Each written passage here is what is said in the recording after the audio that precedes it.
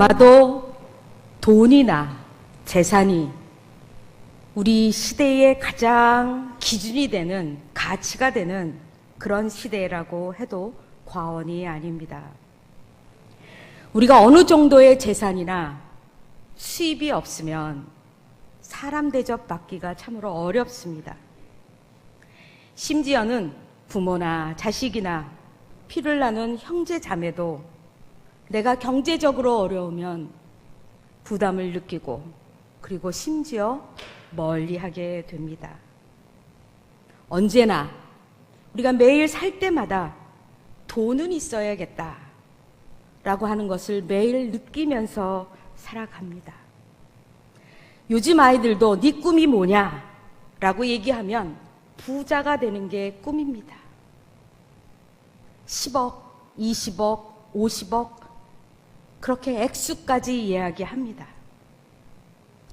그러면 성경은 우리에게 어떻게 가르치고 있는가? 예수님께서는 한 사람이 두 주인을 섬길 수 없다, 하나님과 재물을 동시에 섬길 수 없다라고 이야기해서 신앙을 갖기 위해서는 재물을 멀리해야 되는 것으로, 그리고 재물이 있는 사람은 하나님 나라에 갈 수 없다라고 이야기하면서 우리는 돈을 멀리해야 하나님의 나라도 갈 수 있고 제대로 된 신앙을 갖는 것처럼 우리는 지금까지 교회에서 배우고 있습니다. 그러나 현실은 그렇지 않아요. 돈은 필요하고 좋은데, 그래서 우리는 안 그런 척 이중적인 마음을 갖고 위선적으로 행동하고 생각하게 됩니다. 오늘 읽은 전도서의 이야기는 오늘 우리가 겪고 있는 그런 비슷한, 그런 분열된 신앙과 분열된 어떤 현실 속에서 어떤 태도를 취해야 할까라고 하는 이야기를 전해주고 있습니다. 전도서는 12장밖에 되지 않는 아주 짧은 책입니다. 전도서는 주전 4세기, 지금으로부터 한 2400년 전에 기록된 아주 짧은 책인데, 바로 이 시기는 어떤 때이냐면 우리가 잘 알고 있는 알렉산더 대왕이 살아다가 그 후의 이야기를 적고 있습니다. 알렉산더 대왕은 그냥 왕이라고 하지 않고 대왕이라고 얘기합니다. 왜냐하면 그가 통치했던 기간이 불과 10여 년밖에 되지 않는데 자신이 살고 있는 유럽과 아시아와 아프리카를, 모든 영토를 한 손에 넣었던 무지막지한 정복자입니다. 알렉산더가 그렇게 땅을 정복한 데는 단순히 땅을 정복하는 목적만 있는 게 아니라 그에게는 국가관이 있었습니다. 이 알렉산더의 선생은 누구냐 하면 아리스토텔레스라고 하는 철학자예요. 이 철학자에서 배운 한 가지 국가관은 뭐냐면, 나라가 이렇게 많이 나눠져 있어서 참 불편하다, 나라를 하나로 만들 수 없겠느냐라고 하는 그의 철학 때문에 국토를 하나로 만들었습니다. 땅만 하나가 된다고 세계가 하나가 되는 건 아니에요. 그래서 알렉산더 대왕이 추구했던 것은, 그가 요구했던 것은 인간이 하나고 언어가 하나고 그리고 문화가 하나면 세계가 하나가 될 수 있다라고 하는 이러한 거대한 꿈을 안고 정복을 했던 것입니다. 그래서 그는 10여 년 만에 세계를 하나로 만들어 놓고, 그래서 모든 사람이 하나가 되기 위한 하나의 방편으로서 자신을 포함해서 그의 모든 참모들을 국제 결혼을 시켰습니다. 유럽 사람인데 아시아 여자들과 결혼을 해서 이것이 세대 간에 계속되면 인간은 한 종이 되지 않겠느냐. 그리고 자신이 쓰고 있는 헬라어, 그리스어를 어느 곳에서나 쓰게 했습니다. 그래서 그로부터 몇백 년이 지난 주 1세기에는 우리가 쓰고 있는 신약 성경은 전부 다 헬라어로 되어 있어요. 그만큼 알렉산더 대왕의 꿈은 야무지게 그리고 실천되고 있었습니다. 문화를 하나로 만들려면 어떻게 해야 되느냐? 일단 제일 쉬운 게 체육을 공유하는 거다. 그래서 우리가 아는 대로 올림픽 경기가 여기에서 출발하게 됩니다. 저는 여러분에게 오늘 알렉산더 대왕의 공헌과 그의 세계적인 역사를 이야기하기 위해서 알렉산더 대왕을 이야기하는 것은 아닙니다. 알렉산더 대왕 때문에 영향을 받는 것은 아시아나 아프리카나 유럽만이 아니라 우리에게 주요 관심인 바로 이스라엘입니다. 이스라엘은 아주 조그만 나라, 예루살렘 중심으로 해서 국가도 아니고 예루살렘 성전을 중심으로 한 신정 공동체. 우리가 보통 성전에서 예배나 드리고 제사나 드리는 아주 자그마한 마을에 불과한 바로 민족들이 이스라엘 사람들이었습니다. 이스라엘 사람들이 꿈꾸는 가장 이상적인 공동체는 어떤 것일까? 예루살렘 성전에서 때에 맞춰서 제사 드리고, 그리고 하나님 말씀 듣고, 그리고 양치고, 소치고, 그리고 밀농사와 보리농사를 하면서 언제나 필요할 때마다 하나님을 만나고 제사 드리는 이런 삶이야말로 가장 이상적이고 바꿀 수 없는 아주 중요한 그들의 삶의 모드였습니다. 그런데 알렉산더 대왕이 등장하면서 그들의 삶은 흐트러지기 시작합니다. 왜냐하면 온 세계가 하나가 되고 보니까 자기 마을에서 살 수가 없어요. 왔다 갔다 해야 됩니다. 장사를 해야 돼요. 무역을 해야 됩니다. 그리고 수많은 사람이 서로 교류하는 이런 일들이 벌어지면서 유대인 이스라엘 청년들은 지금까지 보지 못했던 세계를 마주하게 됩니다. 가만히 보니까 목축을 하고 농사를 지면 그렇게 큰 돈을 벌 수 없어요. 그러나 무역을 하고 장사를 하고 옆집 뒷집 왔다 갔다 하니까 갑자기 너무나 많은 소유가 부가 생기게 됩니다. 아프리카에서 싼 물건을 내 집에서 팔고 내 집에 싼 물건을 아프리카에 가다 팔면서 많은 부가 여기저기로 옮겨 다니면서 앞집에 아무개가 얼마를 벌었다, 뒷집에 누구가 얼마를 벌었다라고 하는 이 부의 축적이 갑자기 그들을 혼란케 했습니다.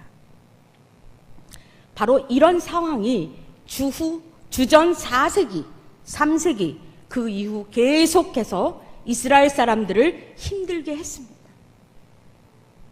가장 중요한 신앙을 지키면서 제사를 지내면서 그냥 그렇게 살면 가장 최선의 신앙생활이고 하나님께 가장 원하는 그들의 삶인 줄 알았는데 돈이 생기고 보니까 이거는 자기가 지금까지 살았던 그것이 옳은지 아닌지 혼란스럽게 되었습니다.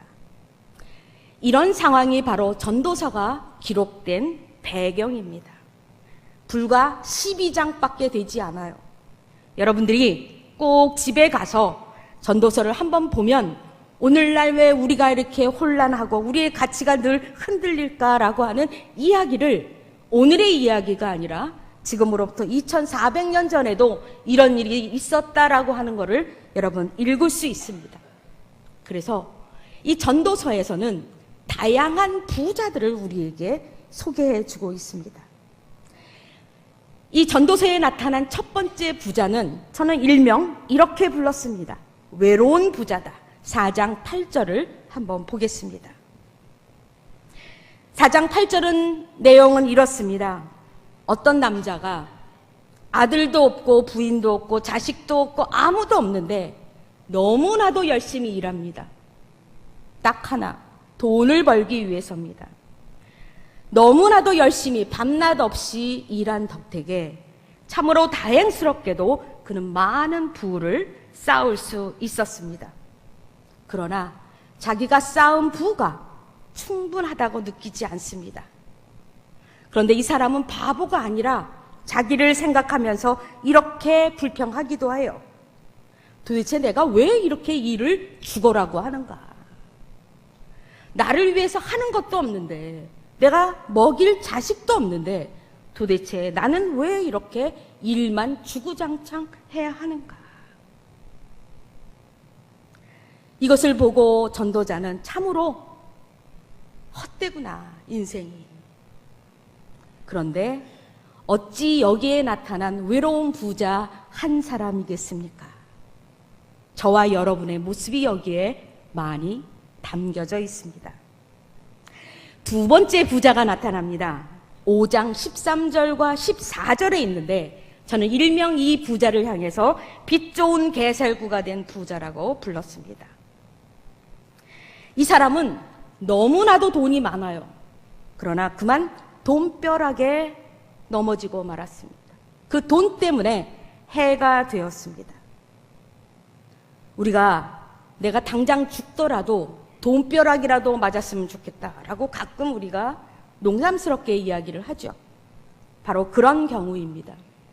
재물이 너무 많아서 그 재물이 이 사람을 해코자 했고 결국 그가 자식을 많이 낳았지만 아들들에게 줄 돈이 하나도 없었습니다. 왜 그렇게 됐는지는 여기에 나와 있지 않습니다. 아마 주변에 부러워하는 사람도 많았고 시기와 질투하는 사람도 많았고 그의 돈이 탐나서 이렇게 저렇게 노리는 강도와 도둑들과 사기꾼들이 아마 주변에 가득 차지 않았을까요? 그래서 그는 한때 많은 부를 쌓았지만 결국은 빈 털터리가 되었고 내가 낳은 귀한 자식들에게 한 푼 줄 수 없는 그러한 빛 좋은 개살구가 된 부자가 되고 말았습니다. 또한 세 번째 부자가 나타납니다. 6장 2절에 세 번째 부자는 이런 사람입니다. 돈만 있는 그러한 졸부가 아니라 돈과 부여와 존귀와 명예와 장수와 모든 것을 인간이 원하는 것을 모두 갖춘 그야말로 누구나 부러워할 수 있는 품이 있고 고상하고 그런 행복한 삶을 살 수 있는 부자입니다. 그런데 그런 부자인데 성경에 보니까 뭐라고 되어 있느냐 하면 본인은 쓰지도 못하고 남들이 그거를 즐기더라. 우리 그런 말 있죠. 죽 써서 개 준다. 버는 사람 따르고 쓰는 사람 따르다. 오늘날만 있었던 게 아니라 그 당시에도 이렇게 많은 것을 갖췄지만 정작 본인은 누리지도 못하고 남들 좋은 일만 시킨 부자가 저는 허망한 부자라고 이렇게 이름을 불러봤습니다. 2장 26절을 보니까 이런 얘기가 있어요. 죄인은 어떤 사람을 죄인이라고 하느냐? 잘못하고 여러 가지 죄악을 범한 사람을 우리는 죄악이라고 하는데 이 전도자가 보았던 죄인은 많이 모았는데 쓸 수 없는 사람, 그 사람은 죄인 아니겠느냐. 굉장히 역설적으로 표현한 거라고 볼 수 있겠습니다. 그러면 전도자는 이렇게 다양한 부자들을 볼 때 돈이라는 건 쓸데없으니까 다들 돈 벌지 말고 전통적인 신앙을 지켜라 라고 그렇게 결론이 날 것 같지만 전도자는 그렇게 얘기하지 않아요. 9장 13절 15절을 보면 이런 이야기가 있습니다. 어느 자그마한 마을에 옆 동네에서 이 마을을 공격해서 침략하려고 합니다. 꼼짝없이 이 마을이 이제는 멸하게 되었어요. 그런데 거기에 어떤 젊은 청년이 지혜로워서 피 한 방 흘리지 않고 그 공격으로부터 벗어날 수 있었습니다. 어떻게 됐는지 그 이야기를 자세히 하지는 않아요. 그러나 이 성읍이 그런 공격으로부터 벗어났으니 모든 사람들은 그의 업적과 공적과 그리고 그를 치하하기에 아마 어떤 말도 부족하리라고 생각합니다. 그런데 15절 보니까 이렇게 돼 있어요. 그는 가난해서 아무도 기억하지 않았더라. 국가의 애국자여 공로자여 누구와도 비교할 수 없는 업적을 행했음에도 불구하고 사람들은 그가 가난해서 아무도 기억하지 않았더라. 다양한 사람을 전도자는 소개합니다. 부자의 삶도 허망하고 돈이 없는 가난한 사람도 아무도 안아주지 않는 그런 상황이 바로 전도자가 살았던 전도서가 기록된 바로 그런 상황입니다. 우리 한국 사람들이 생각하는 중산층이란 어느 정도 되어야 중산층이라고 하는가? 제가 인터넷을 뒤져봤더니 한국 사람들이 생각하는 중산층에 5종류의 기준이 있더군요. 빚 없이 지은 산 아파트 30평 이상, 월소득 500만 원 이상, 2000cc 이상 되는 중형차, 그리고 통장에 1억 원, 그리고 1년에 한 번씩 해외여행. 속으로 나 여기 속한다 라고 해서 씩 웃는 분들이 몇 분 계시네요. 보면 한국인의 중산층 부자라고 하는 것의 기준은 뭐냐면 결국은 돈입니다. 그런데 프랑스 사람들은 중산층 이상의 부자를 어떻게 생각하는가를 찾아봤더니 자기네 모국어 불어 하나를 빼놓고는 외국어 하나를 할 수 있는 것, 직접 즐길 수 있는 악기와 스포츠 하나를 할 수 있어야 되는 것, 남이 할 수 없는 요리를 내가 혼자 요리해서 남에게 대접할 수 있어야 하는 것, 그리고 불의한 일에 화를 낼 줄 알고, 그리고 약자를 도우고 필요한 곳에 봉사활동을 하는 사람이 중산층 이상의 부자다라고 이야기합니다. 그래서 우리 한국 사회의 부자는 결국 돈이 있고 없고의 문제고, 그 외에 프랑스나 제가 미국이나 독일이나 이런 데 보니까 돈의 요소는 거기에 거의 없더군요. 돈이 많고 적음에 따라 부자의 기준이 되고 대우를 받는 게 오늘 우리가 겪고 있는 우리 사회의 분위기입니다. 그러나 부자라는 기준은 얼마든지 다를 수 있다라고 이야기를 합니다. 그러면 과연 성경은 우리에게 부자의 기준을 어떻게 얘기하는가? 사실은 이게 제일 중요하잖아요. 한국 사회는 돈이 많아야 되고, 프랑스에서는 교양과 품위가 있어야 되고, 또 전도서에서는 이런 부자는 허망하다라고 얘기하는데, 그러면 우리 모두는 부자가 되고 싶어 하는데 어떤 부자를 성경은 이야기를 하고 있는가? 우리 전도서 3장 12절과 13절을 다 같이 한번 읽었던 것인데 한번 다 같이 읽겠습니다. 사람들이 사는 동안에 기뻐하며 선을 행하는 것보다 더 나은 것이 없는 줄을 내가 알았고, 사람마다 먹고 마시는 것과 수고함으로 낙을 누리는 그것이 하나님의 선물인 줄도 나는 또한 알았도다. 전도자는 진짜 부자를 이렇게 얘기합니다.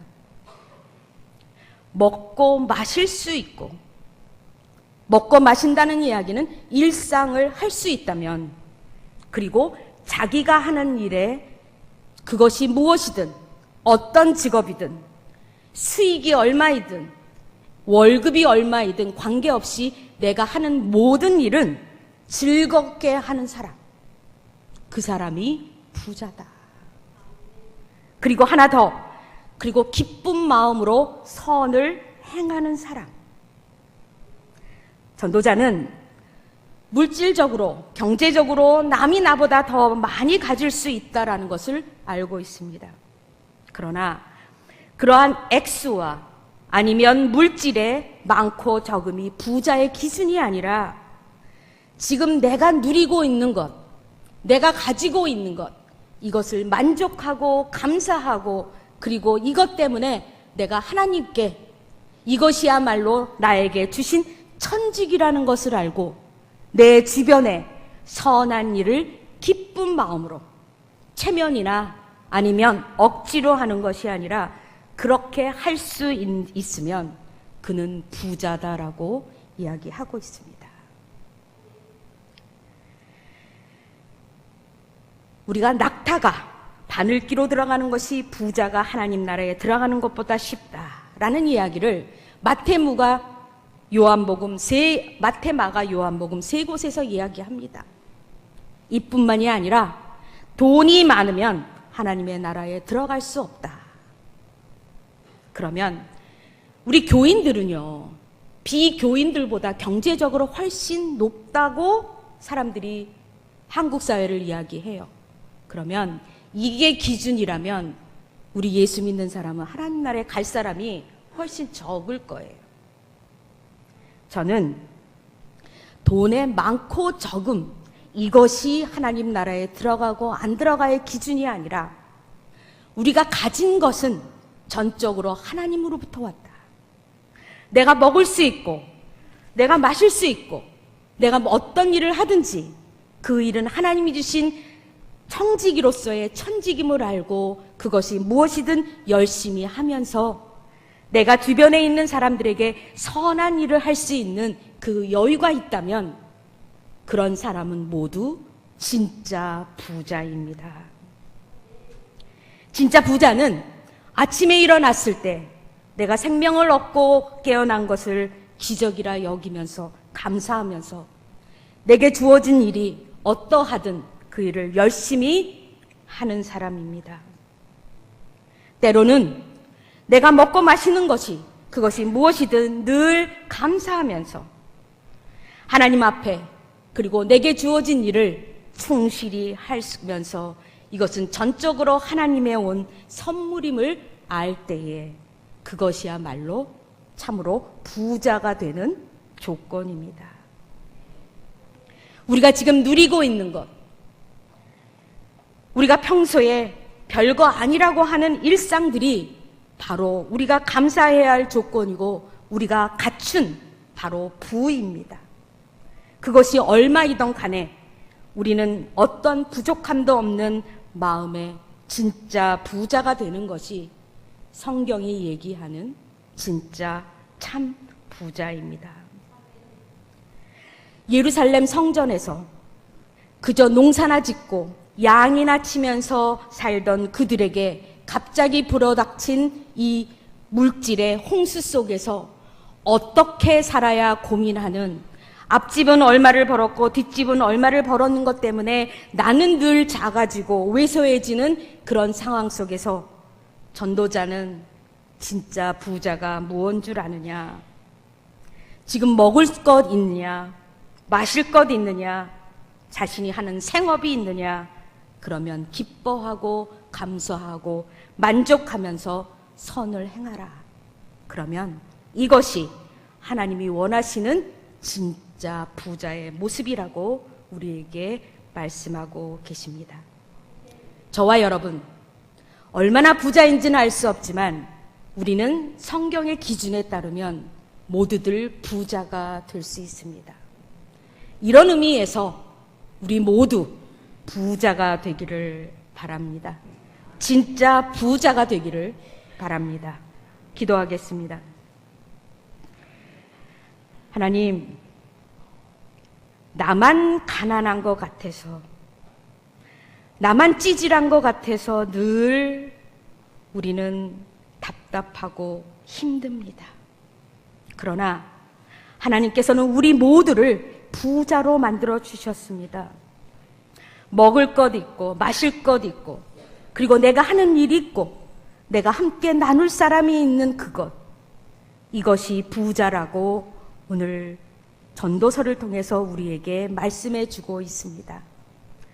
하나님, 모두들 말하는 부자의 기준에 휘둘리지 말고 주님께서 우리에게 말씀해 주시는 그 부자의 기준에 맞추어서 우리가 조금 더 만족하고 행복한 부자로 살게 하여 주시옵소서. 모든 말씀 예수님의 이름으로 간절히 기도를 드리옵나이다.